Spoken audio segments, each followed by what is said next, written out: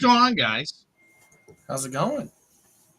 Oh, that music. That was bad on my part. I want to apologize. And if you listen to that, and you don't want to listen anymore. It's probably going to be better from here on out. But that was Ryan, can I just be honest? You know what you sound like? yeah. You sound like the person making a spam call about your that your car warranty's going out. That's just kind of what you sound like right now. That's what my mic sounds like. Yeah, sounds like you're about to call about someone's car warranty. That's what I look like, or that's what I sound like. Because now I'm getting What do you complex. sound like? No, I think you sound great. Don't listen to him. And like Travis said, can I be honest? Can I be honest with all you guys? Yeah. Travis just sent us a group text. He did? Right here. Yeah. On our phone. And it says, and I quote, "Not live on FB ? Travis, do you pay attention to anything we talk about ever? Nope. Okay. Do you distinctly remember about a month ago when I was like, hey guys, we need to start maybe putting a little bit more effort into our Facebook page because we really don't promote it too much. Oh yeah, I remember. And Facebook just changed the rules, and you got to have so many followers to go live. Hey, look. Can you guys see? I have 233 text messages. So I'm just throwing that out there. And to anybody joining us, if you would go over to our Facebook page, Stuck in the Catch Fence, and take a look at it. We do provide content over there. We're putting a little bit of effort into it. But our followers aren't quite up enough to go live on Facebook, Travis, and that's why we're not live on Facebook. If you I don't pay attention very much. Maybe if you would tell your friends, I think we need 19 more followers on Facebook to go live. That'd be correct. I can do that. Well, why don't you do it right now? We'll wait. I'll do that. Well, we haven't put a lot of effort, I guess, into Facebook, according to Joe. I did put some effort into a new intro, so check it out.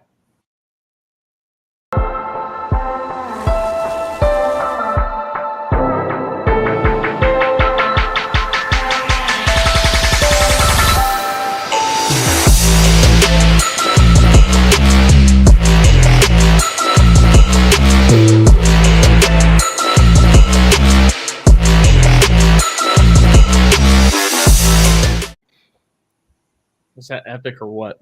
That's very epic. I love it. Only people on Facebook could see it. If only. Yeah. Well, the Facebooks isn't too kind.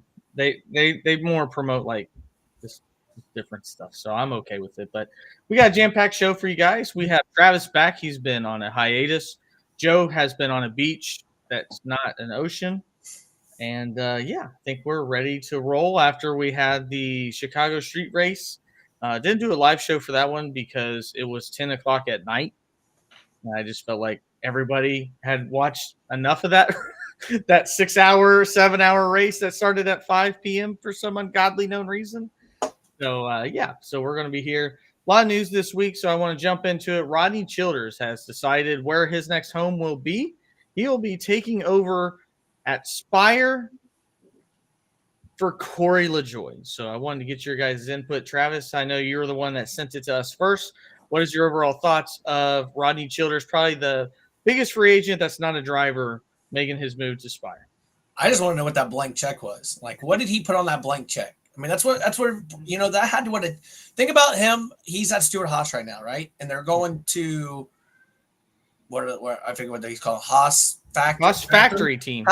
Like, think about that. Like, Haas could have wrote him a blank check to keep him saying, that's the one person they probably wanted to stay. Spire had to again write this huge check for Rodney to come over. It had to be. That was my first thought. Good for Spire. Spire keeps investing in keeps investing. And eventually, I really do hope that it pays off for them. Right. They could be like the Furniture Row from 5 years ago. They can be some of this stuff. So I really hope that all this investing and all this time back into it works out for them. But I just want to know what that check looked like. Like, hey, here's a blank one. What did Rodney put on that blank check? Joe, do you think it's a mistake for either Rodney or the Wood brothers to not have Rodney follow Josh Berry, or for the Wood brothers not to pursue him? Do you think that it's a better move for Rodney Childers to go join Corey LaJoie versus staying with Josh Berry? I think it's a terrible move. I think maybe For I think it's a terrible move for Rod. I mean, granted, I think he's looking at his pocketbook, and I think Travis is absolutely right that there was a check that was dangled out there and they said, you put a number on this, and we'll let you know if it works. And he did that, and they were like, come on over, buddy. But I definitely think Rodney Childers need to follow Josh Berry. I think that there is some what's the word I'm looking for? I think they work well together. And the last I had heard before Travis actually broke that news to us, kind of early, was that the Wood brothers were going to interview him. So I just assumed that it was a done deal that he was going to go to the Wood brothers and follow Josh Berry. And then Travis tells us that news, and I'm like, well, wait a minute. That doesn't make any sense to me. And it kind of came out of left field. I think it's a downgrade. I don't know. I don't know what the angle is other than money, because I think he's going to a dead team. But that's neither here nor there, because the team that he's leaving is absolutely dead. what if going to Spire, somebody that's trying to be up and coming, what if it's like a guarantee that he can be a competition director after Corey LaJoy gets fired? Because I mean, to me, it's a temporary move if you're going to go to Corey LaJoy. But what if the move is to say, hey, we want you here, want you talking, and then after this, there's an opportunity to be in the upper management. That's definitely probably an angle that I didn't think about, because that very well may be in the works as far as saying, hey, give us 2025 with this guy. We'll get rid of him, and we'll let you pick exactly who you want in that seat. What did that say? I said, damn, Joe, look at that tan, you freaking beauty. I know it. And I haven't even been in the sun at all. You're boating all day today, Joe. Oh, yeah, that's true. I think you look at this from an example. I think you look at with Penske, right? I think Penske thinks they have all the best people, and Penske thinks like, it is what it is. Like we'll put someone that we think is going to be better than Rodney Childers over at the 21. And I think personally, I don't think even Penske or Wood Brothers even gave Rodney a chance, right? I think Rodney would have liked to stick with Barry, but stuff like that. I think too, I would not be shocked if we don't see a shuffle over there at Spire by the end of the year. I would not be shocked to see if Carson is out with Barry and LaJoy has Carson's crew chief, because I think Travis Peterson from front row is going to follow McDowell over there, if we're going to be completely honest. So I'm not going to say that 7 cars is completely like set put, but I can see Rodney in the next 3 to 5 years going, all right, like give me some upper management, like a Chad Canals or something like that over to a certain time. Yeah, I think, the biggest thing to me with Spire is that they're not sitting on their heels. They're not just sitting there waiting for something to happen. They've went out, they've signed and took over Kyle Busch Motorsports. They get a contract with some money coming in from Gainbridge. They go out and get Carson Hocevar. Now they go out and get Michael McDowell. They go out and get Rodney Childers. This is a team that kind of reminds me of Trackhouse, just a few years ago. That's on the move, trying to do things. And I think when I look at them right now, they're pressuring RCR to be a tier 1 organization. And by making these types of moves, keeping Corey LaJoy, that might be the last cog that they like, hey, this is part of your contract. But after that, I could see them definitely making a really big splash, and if you're not bringing up young talent right now, like a Corey Heim, like a Sam Mayer, like something like that, I could see Spire saying, hey, we'll be the ones that sign these guys, because, they're willing to invest and be on the move. And I just haven't seen a team, at least here recently, outside of Trackhouse, be that way. Trackhouse did it more from an off the track perspective, and I see Spire doing it from an on the track perspective. Maybe they'll save a little bit of money when Zane Smith leaves as well.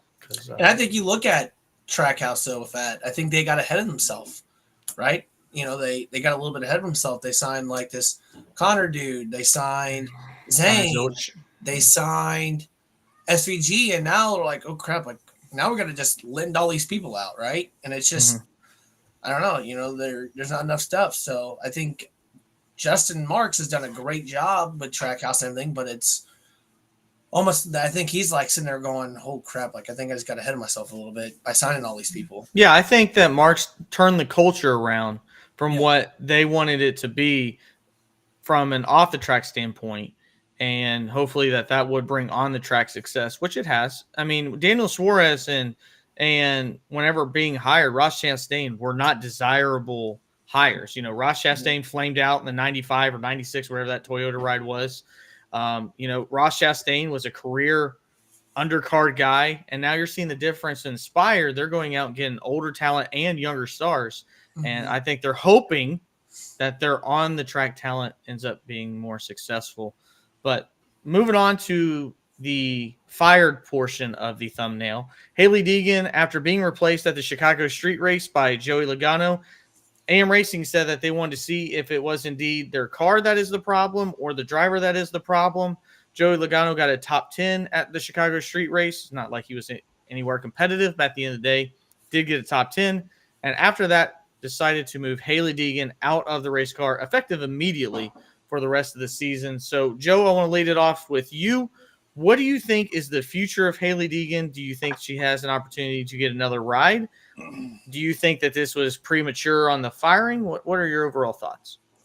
Well, so I'll say this, and this is just to maybe defend Hailie Deegan just a touch, and then I'm going to fly off the rails, I guess.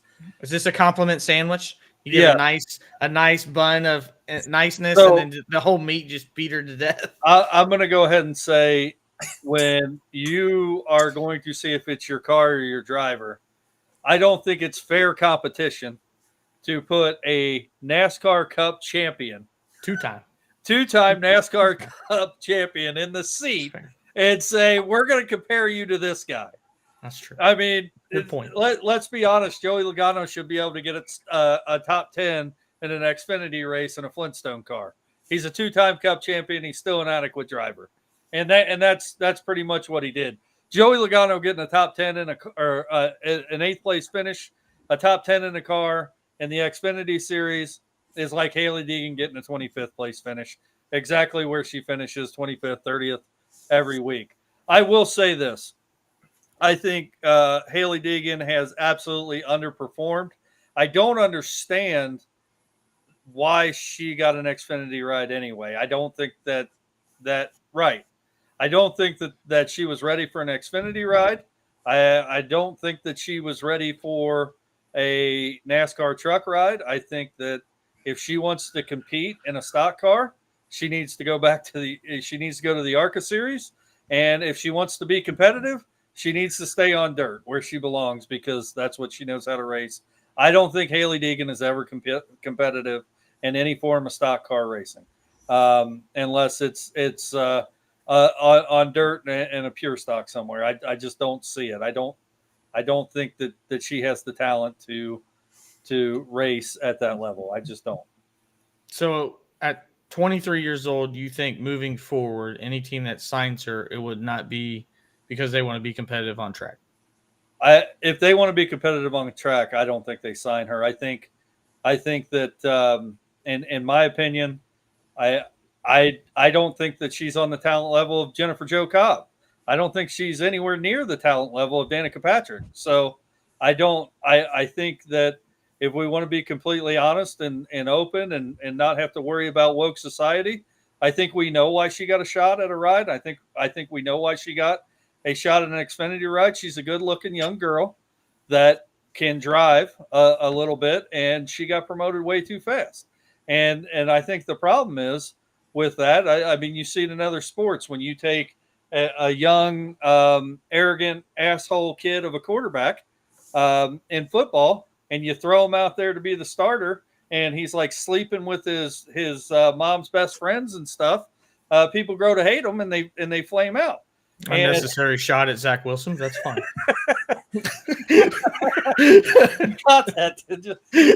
What I'm saying, that kid had talent, but he's pretty much run himself out of football. We've seen it before, I think Haley Deegan has talent, but I think she was promoted way too quickly, and unfortunately, unless she starts back at square one and gets brought up through the ranks properly, I don't ever foresee her being able to sustain a decent career in any of the top 3 series in NASCAR. Travis, you had a lot more higher expectations for Haley. What are your thoughts? Yeah, I mean, just watching her kind of race at the very beginning, right? I felt like we had so many girls there for 5 or 6 years in the pipeline, and just like, all right, Haley is by far the most Yeah, talented. you had Tony Breidinger, Brittany Zamora, You had Haley, Natalie Decker. I mean, you got all Natalie these Decker. people, Yeah, and you're sitting there going, all right, Haley's actually got talent. She actually has something in her. She did decent in ARCA. She moved up the trucks, and it was kind of iffy. And then, back in 2022, she had that one Xfinity start at Vegas where she finished like 13th. And you're sitting there going, okay, maybe it is the equipment. And maybe, maybe she's got some talent, right? She ran pretty good with an Xfinity car. And it's just, I don't know. Like, I've been super disappointed ever since she got into the trucks, and she gave me a little shimmer of hope when she ran that Xfinity car back in 22, and now it's kind of gone back. It's like, I don't know. I think Joe hit it really well. It's hard to compare a 2-time Cup champion to Deegan. it's not hard. They're very on the opposite ends of the spectrum. Yeah, and I think it's one of those things where. Did it gel well? If you ever noticed, ever since she's kind of went to Ford, she kind of fell off the planet, if we're going to be honest with you. And I don't think it's a Ford's fault. I don't know whose fault that is. But ever since she kind of got away from TRD, it seems like it has not worked out as well. Although Ford has been behind her. You mean ever since she left Joe Gibbs Racing, the best in the ARCA, it's went down? Is that what you're trying to say?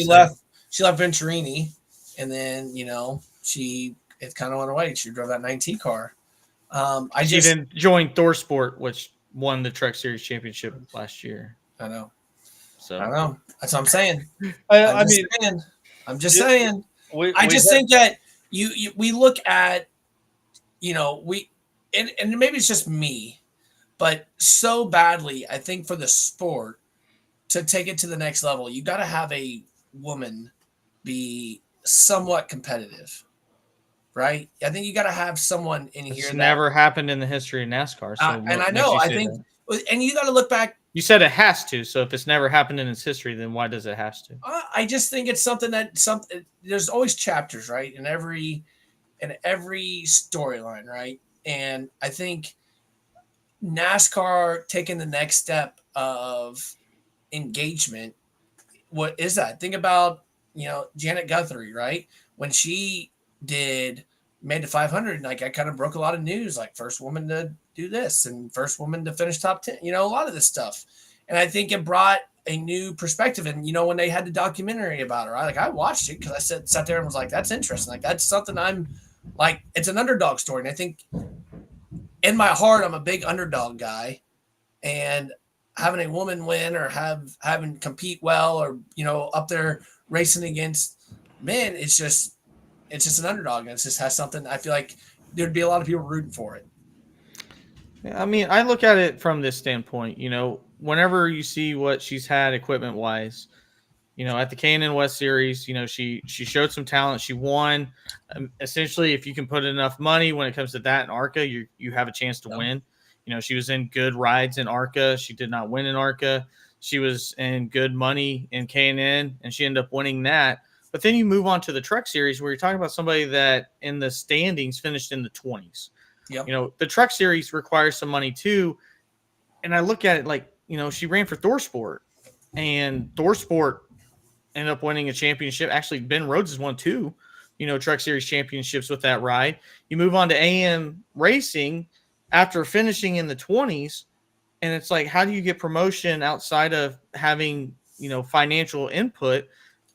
And it's just not there. And that's a problem with the sport in general. Yeah.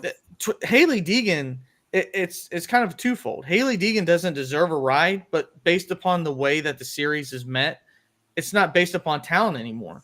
Mm-hmm. I look at somebody like Josh Berry, who's had to grind on the local level until he was almost 30 years old before finally getting an opportunity from Dale Earnhardt, who's a pioneer from giving people these opportunities the same way that he did Bubba Pollard, the same way that he's willing to do a younger guy like Connor Mozak. You know, those are the type of people that are willing to say, hey, I'll take in the sponsorship for it. I want to see the talent. Hailie Deegan didn't have to show the talent. She just had to show the money. Mhm. So how many people missed out on rides so that Hailie Deegan could try to prosper And- versus growing up, running those series like Joe's mentioned, like she needed to be – what's wrong with being 26 years old before making it to the Xfinity series? Mhm. You know, instead of just taking these rides, taking these money, now you look at it, you know, she's going to be like a Harrison Burton. She's going to be like, you know, a Cole Custer. And Cole Custer had way more success than Hailie Deegan's ever had. You know, John Hunter Nemechek had way more success than Hailie Deegan ever had. Now they have to work their way back up. And to me, she's just already behind the eight ball when it comes to that part of it, because she's never done anything on the lower series that says she deserves another really, really good ride. Because I think that, you know, when you're bringing up people and promoting people through this sport based purely on sponsorship, then it's just like it's like the brightest star. Yeah, we see that Hailie Deegan's a woman. We see, like Joe says, she's very marketable.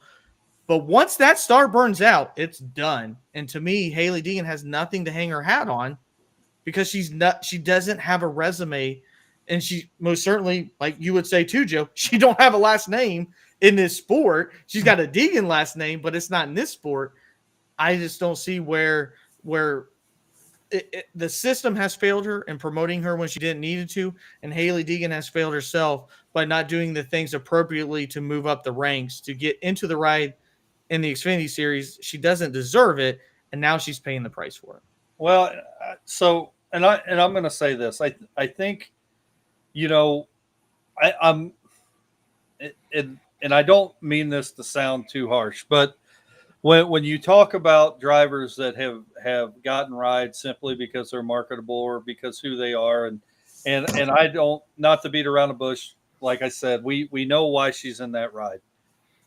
I am glad though that the decision was made now, you know, and moving into the Xfinity series, because I did not want to see another Danica Patrick mishap with a team where we saw Stuart Haas basically baby Danica Patrick for however many years.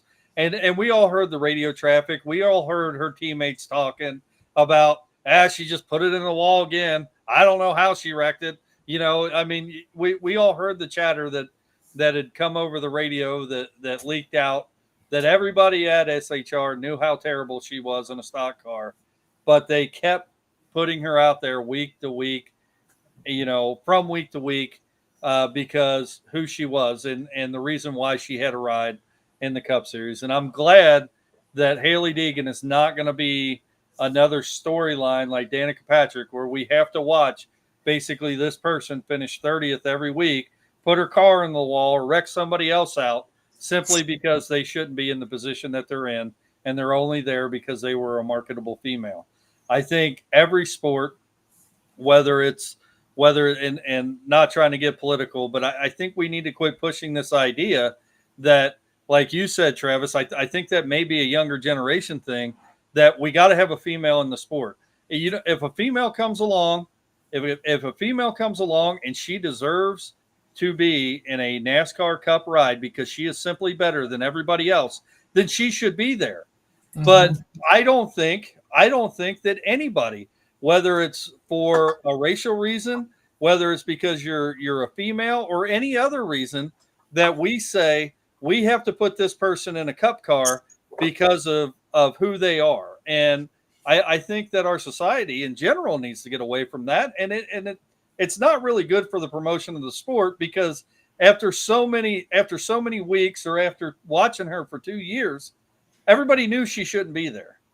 And you know, if this just went on, it's really more of a detriment to the sport, where people are saying, just like Danica, we know why she's in that ride.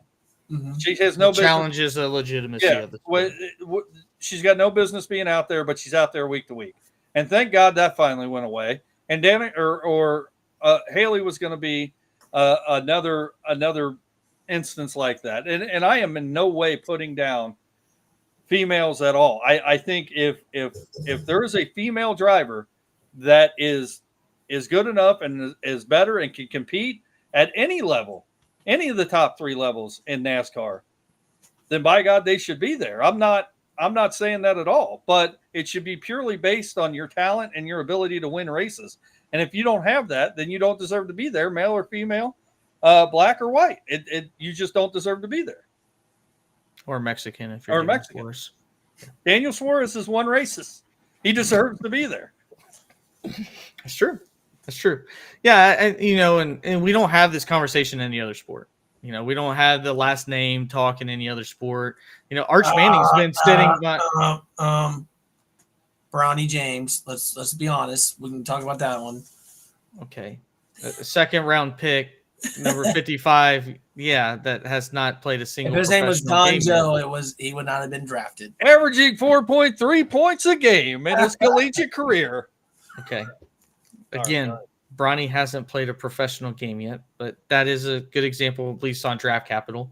But, we don't talk about this in any other sport, but it feels like in NASCAR or motorsports we have to. When you have people like Mazepin for the Formula One team only getting a ride because of his dad, it's just you might get guys that hold the clipboard. Jordan Palmer got to hold a clipboard for the Cincinnati Bengals because Carson was his brother, but they're not realistically determining the output of that said team, that said organization. I don't know why we have these talks in motorsports, but we do all the time. Yep, I agree. So moving on to a guy that was hired, Noah Gragson, Joe's favorite driver to pick on his picks, and you'll see that later today, that is now moving on to Front Row Motorsports. This will be his 4th team in 4 years. Some from his doing, some not from his doing. It's not his fault the team decided to collapse at Stewart-Haas Racing. But Travis, what's your overall thoughts? Is it a win-win situation for Noah and Front Row? Do you think this will be a good marriage or not? I think it brings some money to Front Row, but other than that, I don't know. It's just it's really, if you think about it, it's really his 5th team if you really break it down with him, because he had to sub in for Hendrick at one point. So I don't know. I sit there and I'm a Noah fan. Don't get me wrong. I think he's good for the sport, and I think he's got talent and things like that. But I don't. It's one of those things that I hope it goes well. Obviously, 3 years ago, you wouldn't have gone to Front Row. 4 years ago, if you'd gone to Front Row, you're seeing yourself at the end of your career, right? And now people going to Front Row because there's something there, right? They're a tier 1 Ford team now. So it's good to see people with some talent that actually are going to Front Row rather than people just going there just because their career's ending. So I think there's a lot of up, and obviously Noah is going to want to go into a competitive ride. So if you see something there, there's something there. So, Ford got to keep a good driver. I kind of expected him to be out of a Ford, if I'm going to be honest, but Ford kept a younger talent and could be good for him. Joe? Yeah, so when you look at teams in NASCAR, right, you have Hendrick and you have JGR, and then you have everybody else right now. You used to be able to throw RCR in there. Obviously, that's not the case anymore, at least as of right now. And I think there are so many good drivers in the Cup Series. I think there are a bunch of good drivers in the Xfinity Series. There's good up-and-coming drivers in the Cup Series.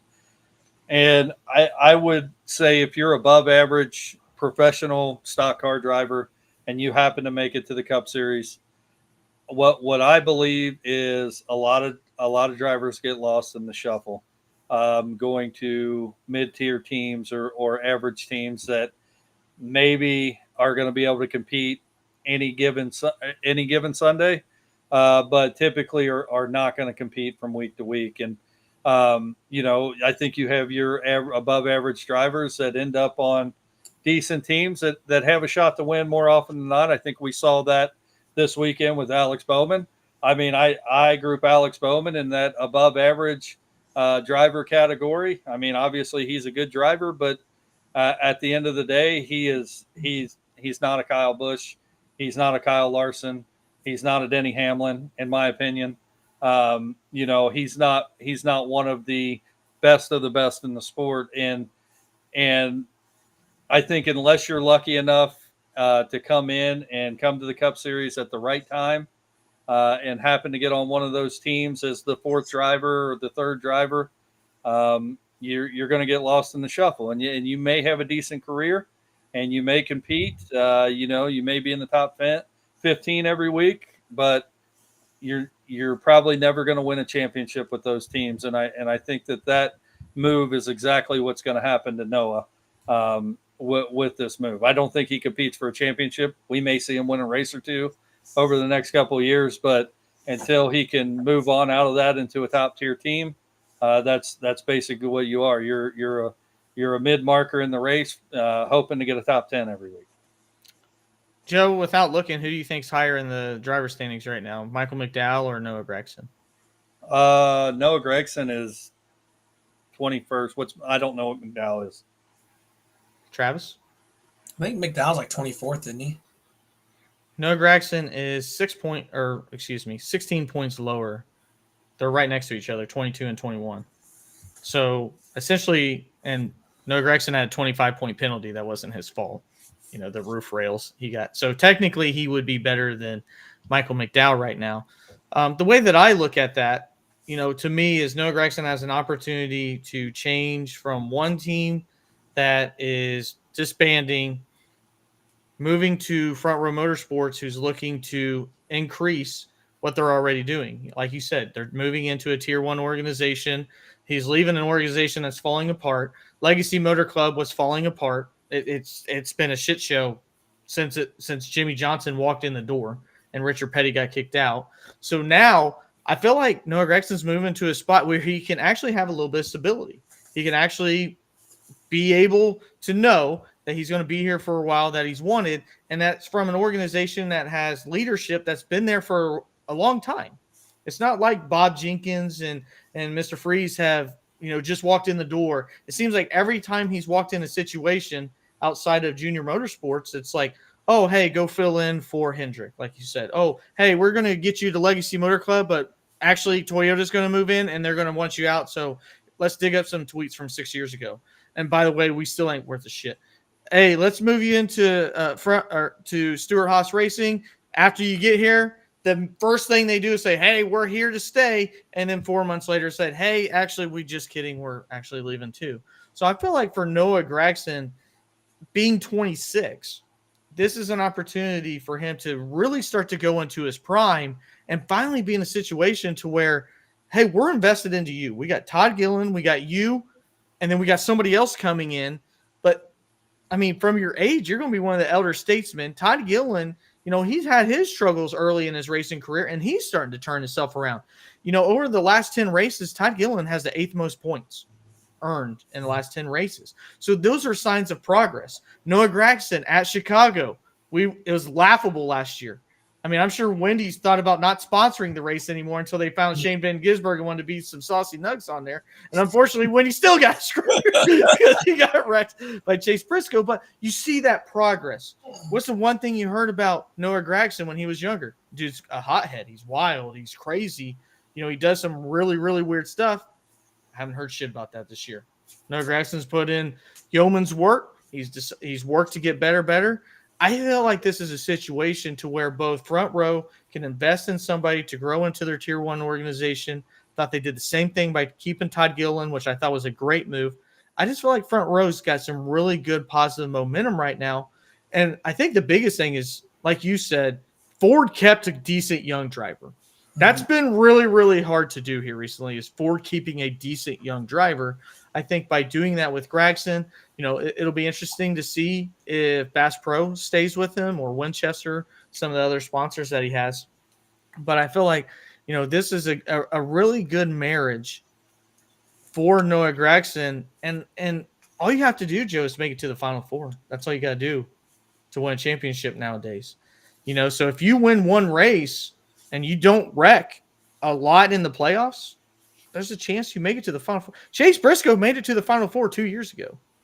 I mean, we're not that far off. Ross Chastain made it to the Final Four. We're not that far off from these guys doing it. And as long as you run a clean race, and if they go from mid-20s to 13, 12 race speed, Noah Gragson could definitely be leading that charge Chase for a Briscoe made it to revamped the front Final row. Four. Yeah, When? it's opening. It's The year he won the year 22 and 22 is when he won Phoenix. yeah. the year he won a race. I did not realize that. Yeah. Wow. That was the year Joey Logano won the championship. Out of nowhere. So, when you look at it from that standpoint, I think that there's a really good chance that Noah Gragson helps lead that charge, and I think it's a good marriage between them and front row. So now we'll go into. I got stuff in my way here. Joe, What? You made an accomplishment this past week that none of us have ever done. You had your 3 drivers finish right next to each other. Mm-hmm. Yeah, at the back. I'm aware of that. Next to last, and last. And it would be AJ Allmendinger, Shane Van Gisbergen, and Kyle Larson. That is quite the accomplishment of 2 road course ringers and the guy leading the cup points in the bottom 3. So unfortunately, you got 0 points. You took the mantle from me because the week previous I had 0 points. So Travis only got 2 points. Tyler Reddick helped him with those 2 points. So we're sitting at. I got 7 wins though. Look at me. You do. So God, I've been sucking lately. I'll be completely honest. You have been sucking lately. So that brings us into our race preview. This week we go into the mountains of Pocono. And that soundbite is actually from Travis's car that he will be running Saturday at Lawrenceburg Speedway. It actually sounds like that. Allegedly. I'll be completely honest with you. With the GoPro. So we'll get some GoPro footage in here. Allegedly. You still think Travis is 2 weeks away from being 2 weeks away? Yeah. Hey, I ran it up and down my road. It is officially ready. You pushed it up and down your road. We were out there. Actually, today we had to fix. Me and Joe sweated our ass off by trying to do that with no power steering. Yeah. Hey, we actually had to. I had to change my fuel pump today, so it was a good catch. It was a good catch. Yeah, you had us push it, and then Joe make. I'll go out there right now and make race car noises. Yeah, it sounds like a panther. Yeah. Joe says it sounds like Sex Panther. Yeah. I was making hornet noises, and he was like, "This isn't the right car for that." Oh, God. All right. Well, I'm in last place, so I'm going to go with my picks. I had a theme. You had to be black or teal this week for you to make my 5 drivers list. So I am going to go heavy on Toyota. I am going to go Tyler Reddick, Denny Hamlin, Bubba Wallace, Christopher Bell, and Ricky Stenhouse. Ricky Stenhouse had a top 10 here last year. Toyota dominated here last year. Also need to continue to separate myself from you guys to try to get some more points. And in the last few weeks, it's been working. So not working as much as I would like, mainly due to 5 overtimes. But those are my 5 drivers.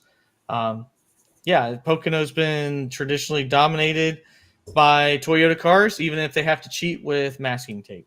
So, Joe, you're next in line to explain your 5. Well, so I'm going to explain this in the best way possible. That's what we were hoping for. I think Pocono is a very, very tricky course, and tricky triangle. And I think parts, even though it has the longest straightaway in motorsports, I think that's an accurate statement. That is correct. Yes. I think that I think some of them turns run a lot like a road course, and I think it takes a veteran driver and a good driver, and I think if Kyle Busch can stay healthy in his car this week, I think he's going to have a decent finish, and then the rest of them speak for themselves. All right. I will say this. I absolutely hate the Formula One look for Stewart-Haas using the same paint schemes for different cars. Well, it's driving me insane. 2 months ago, they had 3 of the 4 cars covered in it.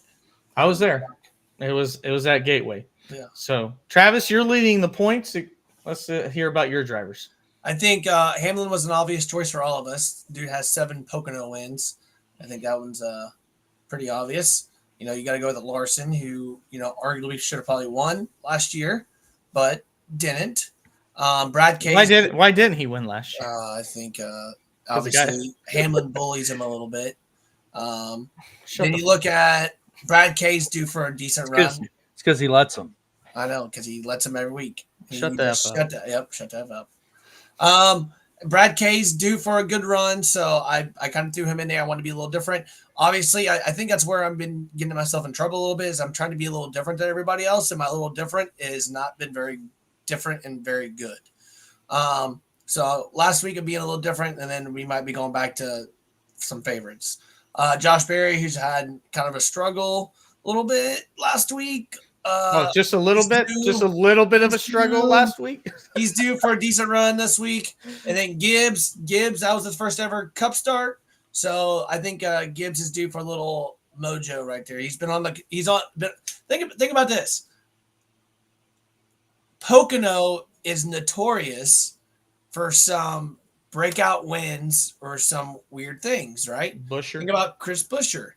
Think about who else we got? Think about Ryan Blaney. Think about Ryan Blaney. Gibbs made his first win there. Jeff Gordon's won 2 range-shortened races there. Pocono's a weird place. I think you think about Martin Truex Jr. That's where he broke out with at Furniture Row. Gibbs has been on this verge. He's been on this little up tier. You know, he's got to get over this. He's got to plateau it somewhere. So I think this is the week that he might get it done. Yeah, I hope we get a true fuel mileage race, because we saw what that's like whenever you play the fuel game. That's what made Nashville interesting, because everybody goes on different strategies. Traditionally, that's been the case. We have had some exciting finishes here. You know, I remember going a few years ago. I think Larson was trying to win 5 in a row and ended up blowing it. It was 4 in a row. He won 4 in a row, right? He won 3 in a row. If you include the All-Star race, he won 4 in a row. He was going to go for 5. You were right, but the All-Star race obviously didn't count. So he blew a tire like the last turn. Last turn. Because Bowman, it was funny because Bowman came on the radio and said, "So sorry, guys, I can't believe we lost that for us." And literally, there's Larson blowing a tire. Yeah. Yeah, and to me, being there, of course, I don't have the radio and don't get to see TV, but you couldn't tell he blew a tire. It just looked like he screwed up. You know, because he hit the wall, and it's a round sweeping turn, the last one. So, you know, that was good. Bowman ended up winning that one. The next day on the doubleheader, Kyle Busch wins with only having 3rd and 4th gear. That was interesting. So, like you said, Travis, we've had some crazy things happen, and Pocono has actually been a really solid race here recently. I think I'm expecting something wild this weekend, if I'm going to be honest with you. Something different is going to happen this weekend. Hopefully not rain. I think a first-time winner is going to happen. Do the turns at Pocono signify anything? There's 3 separate racetracks. Yeah, okay, that's what I thought. Indianapolis is turn 3.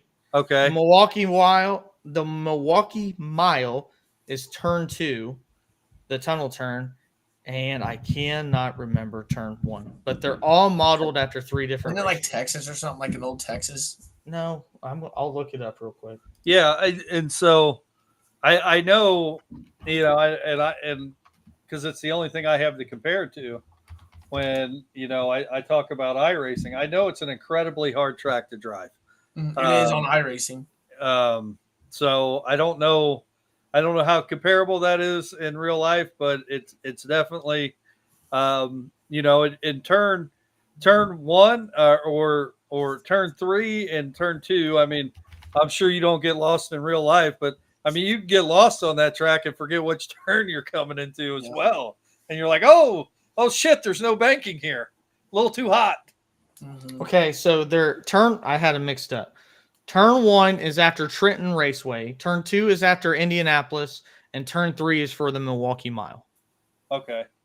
So all IndyCar tracks with 14, 8, and 6 degrees of banking. So thank you, Google. Appreciate that. Yeah. What's up, Google? John left a comment that said he's going to have to take a road trip to show me how to the drive on dirt. He was watching one of my streams the other day, and I was trying to do a dirt race, and I do not know how to drive on dirt. I do. Travis will show us. So we want to wish you good luck. $1,000 to the winner at Lawrenceburg this weekend.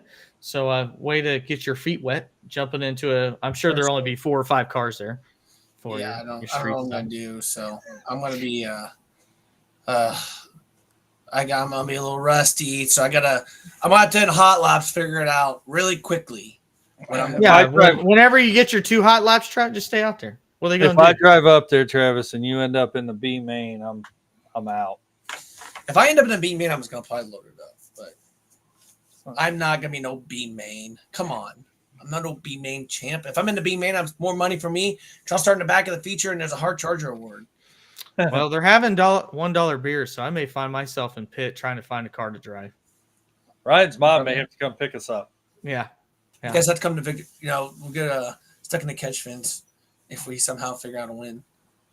That'd be awesome. That would be great. Drive my car back. We'll have some GoPro footage, you said, so we'll use that to make a video as well. So yeah, good luck to you, Travis. Joe, hang in there. DDoS attack on iRacing. I'm sure that's I played F1 today. Wow. What? So is iRacing been upgrading all day? No, it's not upgrading. There's some little hacker dude that got pissed off because he was banned or something.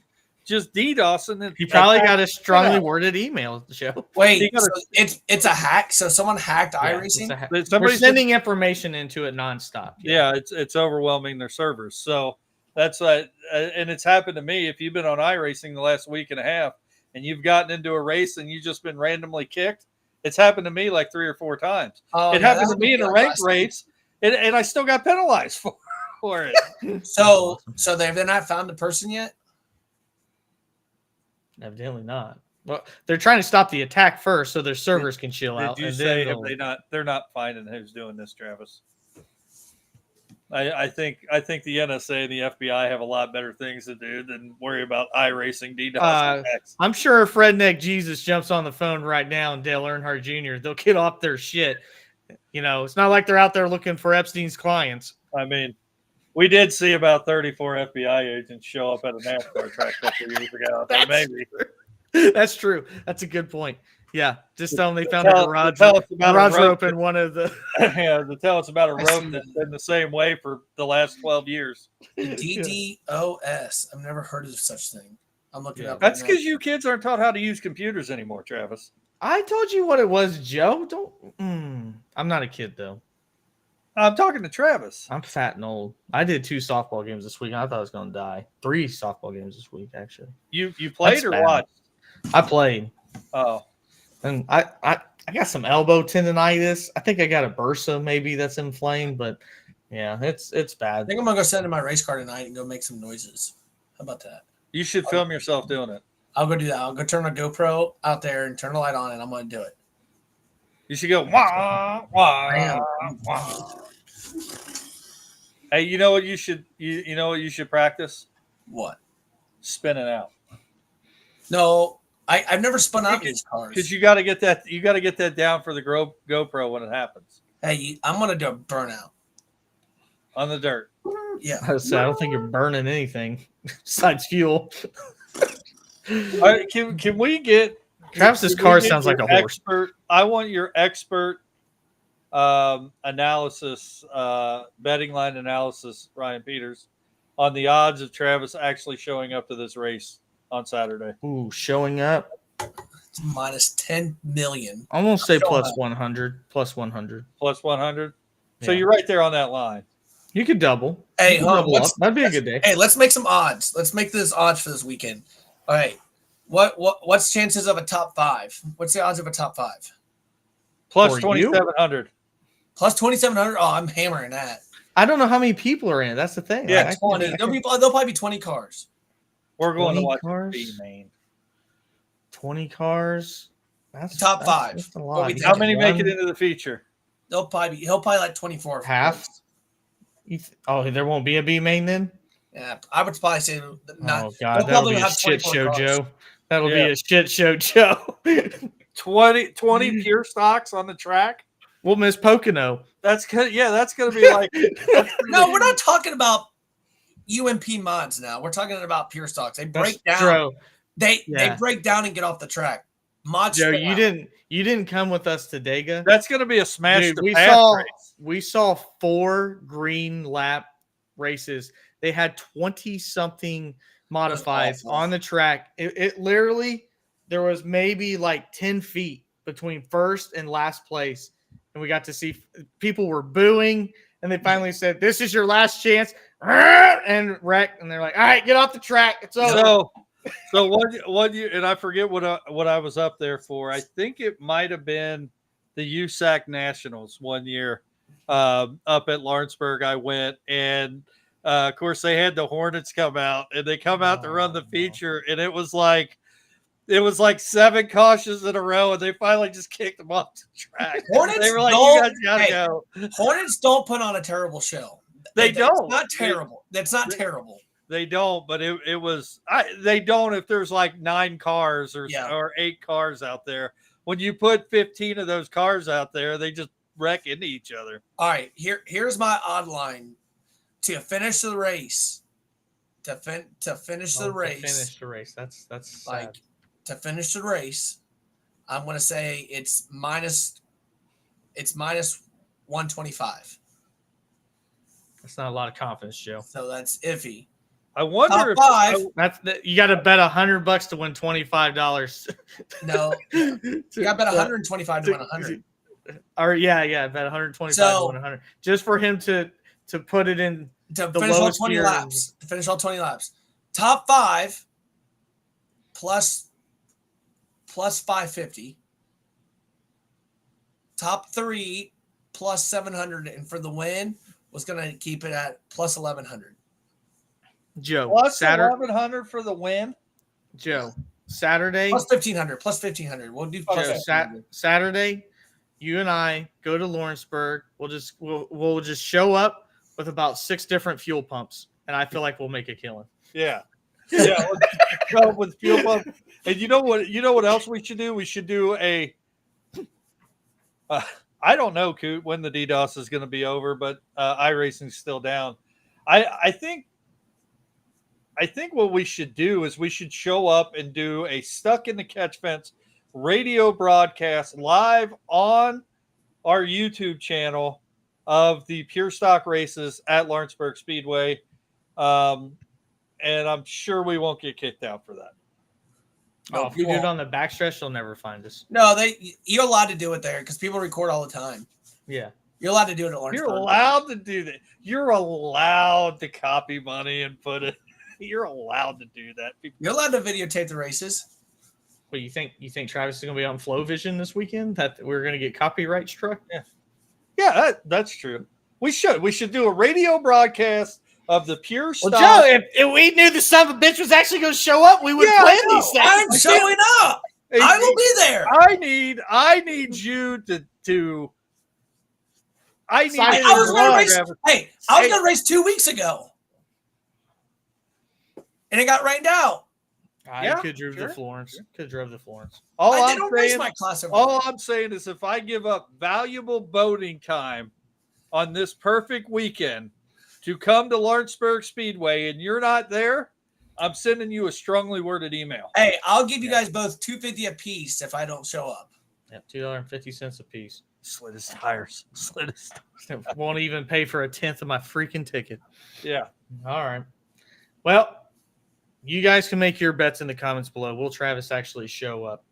He's worse than a nervous bride on wedding day. So that's going to do it for us here for I Wish I Had 50 Grand, known as Joe Spillman. We didn't even talk about that. Yeah, well, I didn't want to get canceled. You talking about Bubba? Bubba's a bitch. There you go. That's the segment. That's all it would have been. For Travis Butt, my name is Ryan Peters. Thank you guys for joining us here on